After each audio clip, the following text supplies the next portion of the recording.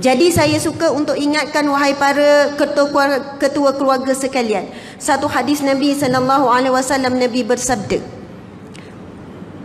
Nabi bersabda, ad-dayus finnar, lelaki yang dayus di dalam neraka. Lalu sahabat bertanya, famad dayus ya Rasulullah, siapakah lelaki yang dayus ya Rasulullah? Jadi ini peringatan muhasabah untuk khususnya para lelaki yang berada di sini dan di mana sahaja.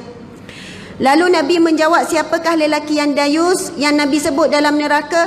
Bahkan Nabi sebut dalam matan hadis yang lain, lelaki yang dayus tidak mencium bau syurga, sedangkan syurga boleh tercium 500 tahun perjalanan. Wanginya syurga 500 tahun perjalanan dah bau. Tapi lelaki yang dayus, suami yang dayus, tidak boleh cium bau syurga, apatah lagi nak masuk syurga. Lalu sahabat bertanya, famad dayus ya Rasulullah, siapakah lelaki yang dayus? Lalu Nabi menjawab, lelaki yang membiarkan ahli keluarganya bermaksiat kepada Allah. Sebab itu wahai para lelaki sekalian, sekali anda jadi suami seumur hidup. Sekali anda menjadi ayah, jadi ayah sampai mati. Maksudnya tidak terlepas dengan hanya, ustazah saya dah hantar anak saya ke sekolah agama, kira settle tak tu tugas saya sebagai seorang bapa? Tidak, sampai mati tak settle. Ramai mana suami yang mudah-mudah je cakap, ustazah isteri saya dah tua dah bangka dah pun. Bukan sakat tua, sebab umur 60 tahun ke atas, kalau dah istilah kitab, dah tua bangka. Berapa orang 60 tahun ke atas nak tengok? Macam tak nak angkat je tu kan. Betul istilahnya, kalau 60 tahun ke atas sudah tua bangka. Dalam hadis Nabi SAW, Nabi sebut, sesungguhnya Allah menerima excuse, Allah menerima alasan. Dalam kitab Riyadhus Salihin, saya baca hadis ni, saya jumpa hadis ni. Nabi kata sesungguhnya Allah menerima alasan, kecuali mereka yang diberi umur sehingga 60 tahun. Lalu sahabat bertanya, ya Rasulullah, adakah Allah masih menerima alasan di akhirat kelak? Lalu Rasul menjawab, Allah maha menerima alasan. Contoh, umur 30 tahun meninggal dunia, lalu Allah tanya, kenapa kamu sekian-sekian? Lalu dia menjawab, ya Allah, umur yang engkau berikan padaku pendek 30 tahun saja. Waktu itu aku masih jahil, waktu itu aku sibuk cari rizki, waktu itu sekian-sekian. Boleh beri alasan di hadapan Allah. Tapi bagi mereka yang diberi umur sampai 60 tahun, Allah tak terima lagi apapun alasan. Kenapa tak berubah lagi? Kenapa tak istiqamah lagi solat di masjid? Kenapa masih lagi mengumpat dan sebagainya? Sebab umur 60 tahun ini dah dikira umur yang terlebih matang, umur ketika ini dah lebih berada di tikar sejadah dan sebagainya. Masya Allah. Jadi kita ni nak umur panjang ke nak umur pendek ni? Tiba-tiba rasa nak umur pendek pula kan? Untunglah meninggal awal. Boleh bagi alasan. Subhanallah. Bukan begitu. Apapun umur kita, ini adalah ketentuan daripada Allah. Allah beri mengikut kadar kemampuan kita. Jadi bersyukurlah. Berapa orang warga emas di sini? Angkat tangan. Suruh angkat tangan aja ustazah ni. Ramai warga emas. Orang lelaki nampak, dia tak ada angkat.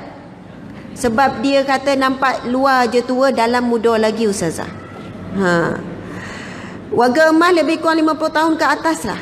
Ini satu umur yang sangat mahal, ibu-ibu, ayah-ayah sekalian. Saya tengok depan saya ramai umur 50 tahun ke atas ni. Satu umur yang disebut warga emas. Emas ini sangat mahal nilainya. Umur yang paling mahal, yang mana ramai orang nak pergi ke umur 50 tahun ke atas tapi tak sampai. Meninggal sebelum umur 50. Ini suatu umur yang mana nafsu telah mula menurun. Nafsu makan dah kurang, nafsu beli belah dah kurang, nafsu berjalan dah kurang. Semua asbab Allah dah mula tarik nikmat-nikmat. Allah dah mula longgarkan lutut, sakit lutut, nak berjalan jauh pun tak boleh. Allah dah mula tarik selera, makan pun sikit-sikit saja. Allah dah mula tarik nafsu bercakap banyak, akhirnya nengok je dah tak larat nak cakap dah. Masa muda dulu boleh membebel sejam tanpa henti. Sekarang nengok je berbulu mata. Sekarang tak boleh cakap apa dah letih dah nak bercakap, contohnya lah. Subhanallah. Tetapi sangat bagus sebab ketika ini kita dah mula lama di tikar sejadah. Kita dah mula hadir ke kuliah, ke majlis ilmu. Syukur, sebab itu saya dengar ramai orang dah pencen. Orang tua kata syukur ustazah umur panjang, akhirnya saya sampai ke majlis ilmu. Cuma dia jadi ketakutan apa? Ustazah, masa saya kerja dulu, masa muda dulu banyak dosa ustazah.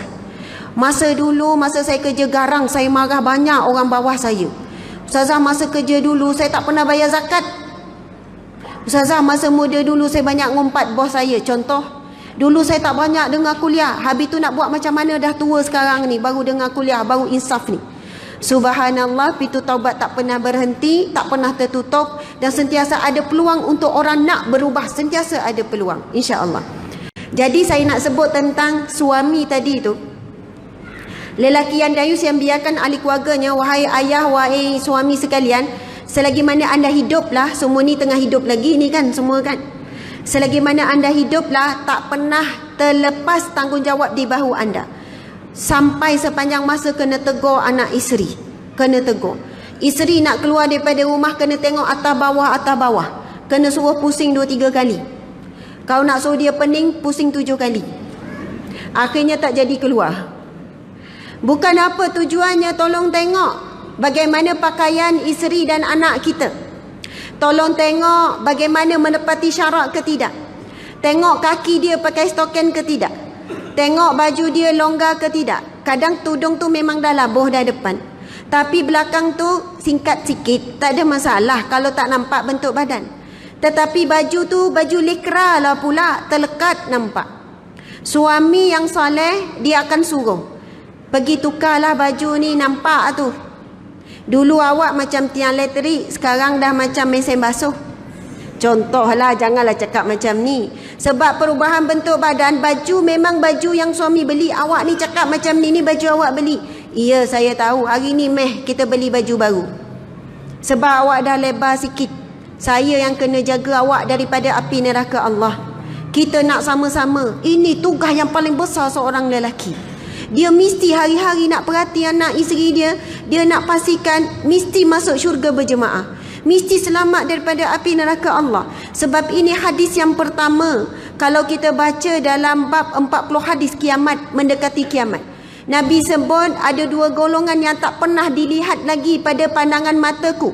2 golongan ini akan ada pada akhir zaman kelak.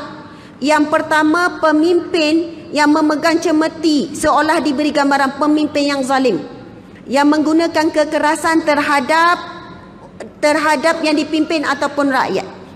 Kemudian kelompok yang kedua yang tak pernah aku lihat tapi digambarkan, yang tidak akan mencium bau syurga, 2 kumpulan ini, iaitu wanita yang berpakaian tapi telanjang. Nabi sebut perkataan tu, berpakaian tapi telanjang. Saya nak tanya, kelompok ini ramai tak hari ini? Sangat ramai. Anak muda kita hari ini pakai seluar legging banyak, seluar ketat ikut, pakai seluar tak legging pun seluar jeans ketat. Bukan anak muda, anak tua pun sama.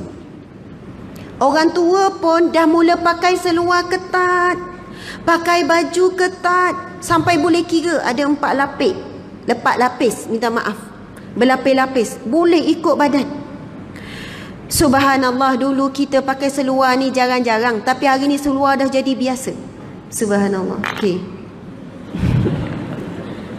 Bersungguh pula Tuan Haji ni. Dah nak azan ke? Ya. Okey, beri laluan azan ya. Subhanallah.